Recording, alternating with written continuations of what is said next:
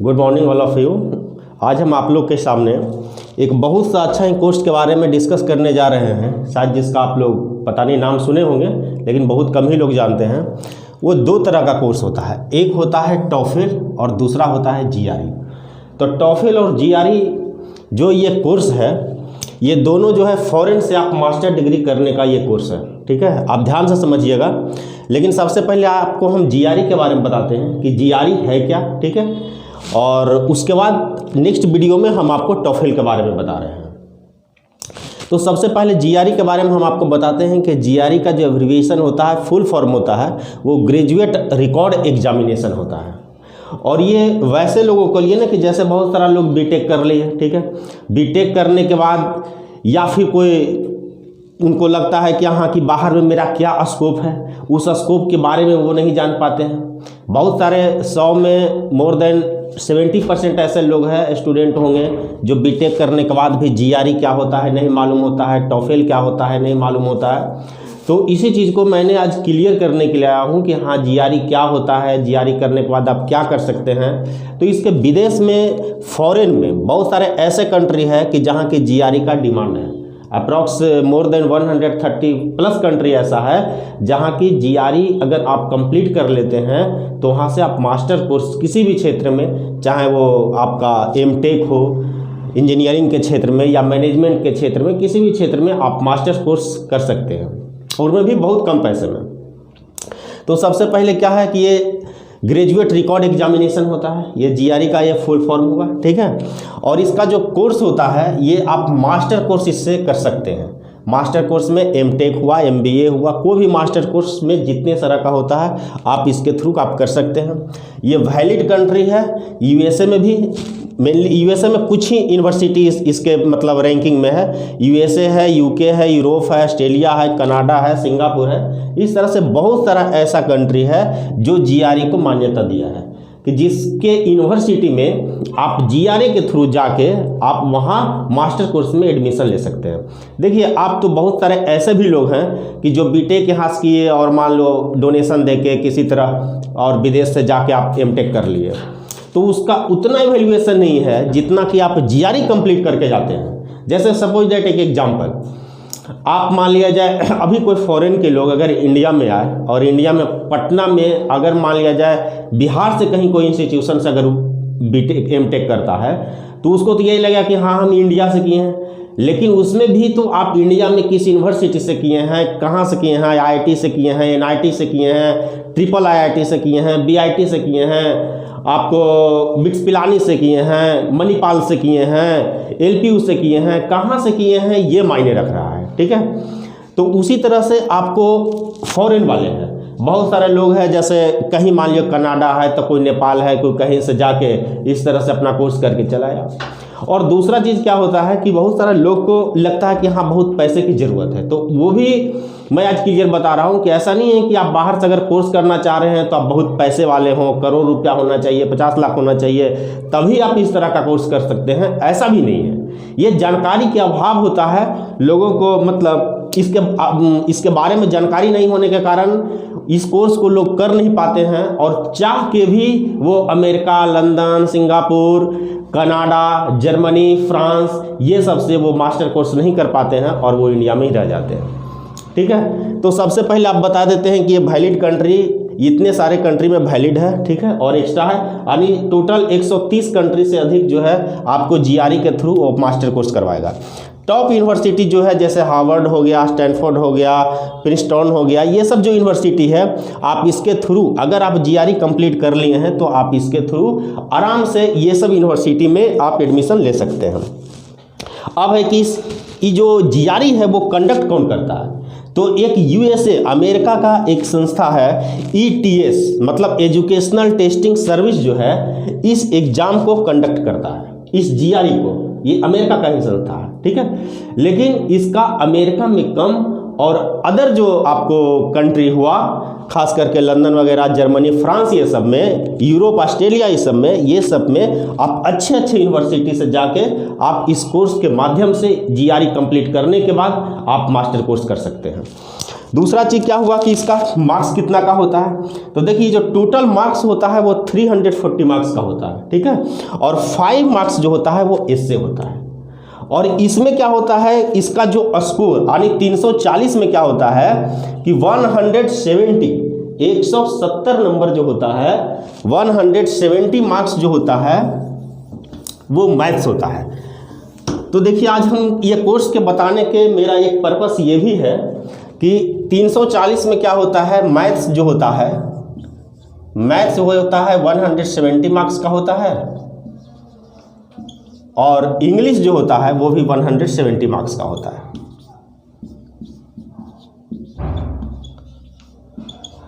तो देखिए 170 और 170 340 मार्क्स हो गया, और 5 मार्क्स आपका इससे हो गया, यानी ये 340 प्लस 5 यानी 345 हुआ। अगर इतने में आप 300 स्कोर अगर आपका आता है, 300 मार्क्स अगर आपको आता है तो ये सबसे बेस्ट मार्क्स माना जाता है। यानी इतना से अगर प्लस आपका रहता है तो आपको ये सब जो हार्वर्ड, ये सब जो है स्टैनफोर्ड यूनिवर्सिटी, ये सब है, ये सब आपको कॉल करेगा और आप वहाँ पे जाके आप मास्टर कोर्स कर सकते हैं।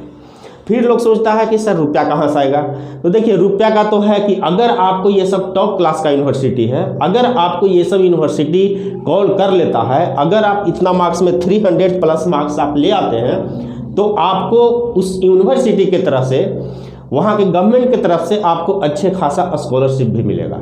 वो स्कॉलरशिप जो है वो आपको बहुत ज़्यादा हेल्प करेगा आपके वहाँ से फीस को भरने में। और अगर वहाँ से आप मास्टर कोर्स करके कोई अच्छी बड़ी कंपनी में चले जाते हैं तो फिर आराम से, अगर कुछ आपको पैसे की ज़रूरत होता है तो लोग लोन के रूप में भी लेता है, जो आराम से आपको मास्टर कोर्स कर लेने के बाद एक अच्छे से पैकेज पे आप वहाँ जॉब कर सकते हैं। आप कहाँ से भी कर लीजिए, चाहे लंदन हो, जर्मनी हो, फ्रांस हो, अमेरिका हो, वहाँ से अगर आप मास्टर कोर्स कर लेने के बाद एक अच्छा सा पैकेज पे आपका सेटलमेंट भी हो जाएगा।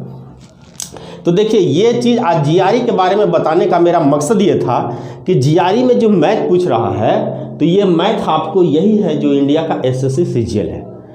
आपको नंबर सिस्टम हो गया, फिर नंबर सिस्टम में जैसे आपका प्राइम फैक्टर हो गया, डिविजिबिलिटी रूल हो गया, अलजेब्रा हो गया, ज्योमेट्री हो गया, यही सब कोर्स है। तो मैं जो है अब कुछ दिन के बाद जीआरई को भी एक अलग तरह से मैं इसको यूट्यूब पे मैं आपको पढ़ाऊँगा। तो वैसे स्टूडेंट जो बीटेक कर लिए हैं, वो अगर जीआरई कंप्लीट करना चाहते हैं और उनको लगता है कि हाँ मैथ हमको दिक्कत होगा, तो आप मैथ मेरे चैनल पे आके आप पढ़ सकते हैं। अभी नहीं, जब हम स्टार्ट करेंगे तो आपको हम इन्फॉर्म कर देंगे। तो जब हम पहले तो एसएससी सीजीएल के अलावा जनरल कंपटीशन जो भी है मेरे कंट्री में, चाहे एसएससी सीजीएल हो, चाहे सीडीएस हो, सीपीओ हो, सीपीएफ हो, ये सारे एग्जाम के अलावा चाहे रेलवे हो, अब मैं दूसरे कोर्स जीआरई के बारे में भी पढ़ाऊँगा, ठीक है। क्योंकि देखिए मेरे कंट्री में 3 तरह के बोर्ड होता है, एक तो सीबीएसई बोर्ड हो गया, दूसरा एसएससी बोर्ड हो गया, और एक स्टेट बोर्ड होता है। तो सीबीएसई बोर्ड होता है वो ऑल ओवर पूरे वर्ल्ड में मोर देन 30 कंट्री ऐसा है जो सीबीएसई बोर्ड को फॉलो करता है। यानी जो सीबीएसई का सिलेबस हम आज इंडिया में पढ़ रहे हैं, वही सीबीएसई का सिलेबस 30 से अधिक कंट्री, 30 से अधिक देशों में पढ़ना है। तो हम इसके अलावा अब जीआरई के स्टूडेंट को भी पढ़ाएंगे। वैसा स्टूडेंट जो जीआरई की तैयारी करना चाहते हैं उनको मैं यूट्यूब पे पढ़ाऊंगा, ठीक है। इसका इन्फॉर्मेशन मैं अपने चैनल के माध्यम से बाद में आपको बता दूंगा कि हम जीआरई को कब से पढ़ाएंगे, और उसका एक अच्छा सा मटेरियल भी आपको देंगे कि आपको एग्जाम में सहायता होगा, ठीक है। तो मैं आपको मार्क्स के बारे में बता दिया, मैथ कितने का होता है ये बता दिए, इंग्लिश कितने का होता है ये बता दिया, और आपको उसमें 5 मार्क्स जो एक्स्ट्रा है वो क्या चीज़ का होता है, एस्से का होता है, ठीक है। और उसके बाद और इसका जो एक्सप्लेनेशन है वो मैं आपको बता रहा हूँ। अब देखिए इसका नेक्स्ट जो है अब है कि एग्ज़ाम इसका कब होता है सर, तो एग्ज़ाम इसका मंथली होता है, हर एक मंथ इसका फॉर्म आता है, ठीक है। आप जैसे मान लिया जनवरी में आप दिए तो उसके 21 डेज के बाद फिर से आप उस एग्ज़ाम को दे सकते हैं। एक बार इस एग्ज़ाम में जो आपको स्कोर आएगा वो 5 ईयर्स तक वैलिड रहेगा, ठीक है। अब आप देखिए कि अगर उस स्कोर में अच्छे स्कोर अगर आपको आ गया, मान लो फर्स्ट बार ही एग्जाम दिए और मेरा 300 प्लस हो गया, तो जब 300 प्लस हो गया तो हमको अच्छा स्कोर आ गया।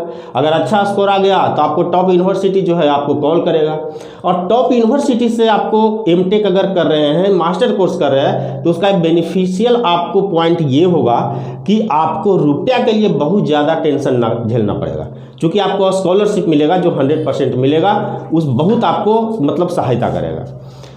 और अगर आपको स्कोर मान लिया 300 से कम आ रहा है, 150 आ रहा है, तो इस टाइप से जब स्कोर आपको कम आता है तो आप उस एग्ज़ाम को फिर से दीजिए।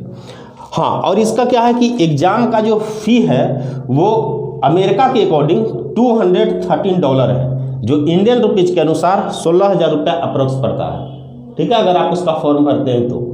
पहले क्या था, ऑल ओवर पूरे वर्ल्ड में इसका सेंटर है, इंडिया में भी सेंटर है, तो आपको सेंटर पे जाना रहता है। लेकिन अभी क्या है, कोविड के कारण आप घर से ही इस एग्ज़ाम को दे सकते हैं।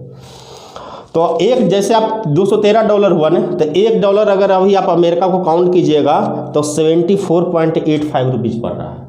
तो इसके अकॉर्डिंग आप देख लीजिए कि $213 है, तो $213 में इंडियन रुपीज़ के अनुसार 16,000 पड़ रहा है। ठीक है, और यही मतलब अलग अलग कंट्री के लिए वो डिसाइड किया है। ये मैंने आपको इंडिया के लिए बता रहा, और ये जो डॉलर है वो आपको अमेरिका के लिए।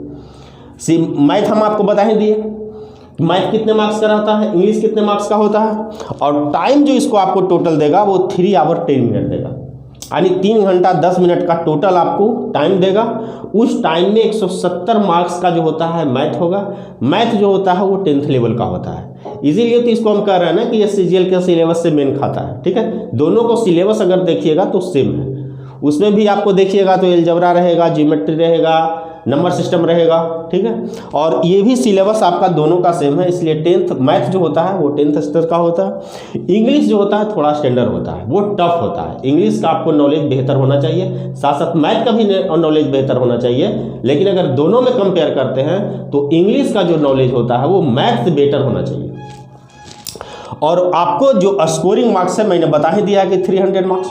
तो इस तरह से जो हमने आपको GRE के बारे में इंफॉर्मेशन दिया है वो काफ़ी इम्पोर्टेंट है। और वैसा लोग ऐसे, इसके लिए कोई एज का भी कोई लिमिट नहीं है। ये नहीं कि आप 30 है, 35 है, 32 है, और ऐसा भी नहीं है कि हाँ जो बीटेक किया है वही दे सकता है। तो लेकिन मैक्सिमम लोग क्या करते हैं ना कि बीटेक करने के बाद वो इंडिया में ही रहते हैं, या फिर अगर उनको अच्छा सा कंपनी में जॉब नहीं मिला तो फिर वो कुछ और कंपटीशन का तैयारी करते हैं। इस केस में क्या होता है कि आपके पास एक बेहतर अपॉर्चुनिटी है, एक बेहतर ऑप्शन होता है कि आप GRE को जो ग्रेजुएट रिकॉर्ड एग्जामिनेशन होता है, ठीक है, आप उसका तैयारी कीजिए। और अगर आप उसकी तैयारी कीजिएगा तो जैसे कल के डेट में कोई अमेरिका से एमटेक करके आता है, कनाडा से आता है, ऑस्ट्रेलिया से आता है, तो इंडिया में क्या है, उसको एक अलग नज़रिया से देखता है। वो अमेरिका से किया हुआ है, ऑस्ट्रेलिया से किया हुआ है, जर्मनी से किया हुआ है, और अपने आप को भी प्राउड फील करता है कि हम इस तरह से यहाँ से कोर्स करके आते हैं। लेकिन आपको क्या है, बहुत सारे लोग को क्या होता है कि उस चीज़ के बारे में नॉलेज ही नहीं होता है कि अगर हम फॉरेन जाएं तो हम कैसे जाएं। तो वो क्या काम करेंगे, इंडिया में कुछ इसके लोग बैठे हुए हैं अपने अपने सेंटर खोल के, वो उसके थ्रू जाते हैं। ठीक है, और उस वर्ड को हम यूज नहीं करना चाह रहे हैं, और उसके एवज में वो रुपया लेता है। वो आपको कोई भी यूनिवर्सिटी में वहाँ जाके एडमिशन करवा देगा। तो भाई कोई भी यूनिवर्सिटी में अगर आप एडमिशन करा लेंगे तो, लेकिन इंडिया में आने के बाद लोग मानता है कि अरे यहाँ से करके आया है, जर्मनी से करके आया है, फ्रांस से करके आया है, यूक्रेन से करके आया है, लेकिन आप ये भी तो देखो कि उस यूनिवर्सिटी का उस कंट्री में कितना वैल्यू है। तो जाहिर सी बात है, अगर आपका उस यूनिवर्सिटी का जिस कंट्री से आप करके आए हैं अगर वैल्यू अधिक है, ठीक है, वो एक टॉप यूनिवर्सिटी में आता है, टॉप कॉलेज में आता है, तब तो आपको MNC कंपनी भी अधिक पैकेज भी देगी। लेकिन अगर उस यूनिवर्सिटी, उस कॉलेज का उस कंट्री में कोई नाम ही नहीं है, वो नीचे से टॉप कर रहा है, तो फिर कहाँ से आपको अच्छा सा एक पैकेज देगा, अच्छा सा सैलरी देगा। लेकिन एक बीटेक के बाद एक अच्छे से पैकेज, एक अच्छे से सैलरी के लिए अगर आप फॉरेन से चाहते हैं कि हम कुछ अच्छा कोर्स करें, तो आप GRE का एकदम बिल्कुल सही तरीके से अगर आप 6 मंथ भी तैयारी करते हैं तो शायद हमको लगता है इसके लिए आपको बेटर टाइम भी हो जाएगा, बेटर टाइम आपको मिलेगा और तैयारी भी बेहतरीन ढंग से हो जाएगा, जिससे कि आप इसके स्कोर को एक अच्छा सा स्कोर आप ला सकते हैं और आप आराम से टॉप में करके और आप मास्टर कोर्स करके चाहे आप फॉरेन में रहिए या फिर इंडिया में आइए। अगर इंडिया में आइएगा तब पर भी आपका वेटेज होगा, तब पर भी आपका सैलरी बढ़ेगा, पैकेज बढ़ेगा। आपके लिए इंडिया में भी अपॉर्चुनिटी है, आपके लिए फॉरेन में भी अपॉर्चुनिटी है।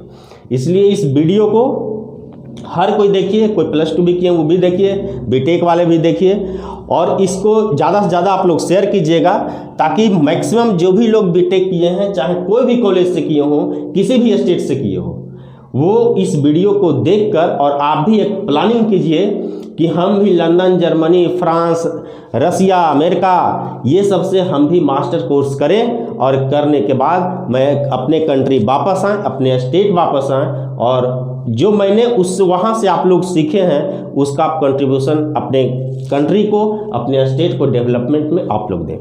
तो मैं ये तो अभी आपको जीआरई के बारे में बताया, ठीक है, आप इसको अच्छे से देखिएगा। अब नेक्स्ट वीडियो आपको हम टॉफेल के बारे में बताते हैं। ये भी जो कोर्स है वो फॉरेन का ही कोर्स है, ठीक है। और इस वीडियो को देखने के बाद आप शेयर कीजिएगा, लाइक कीजिएगा, कमेंट कीजिएगा ताकि हर लोग को ये बेनिफिशियल है। बहुत बहुत धन्यवाद।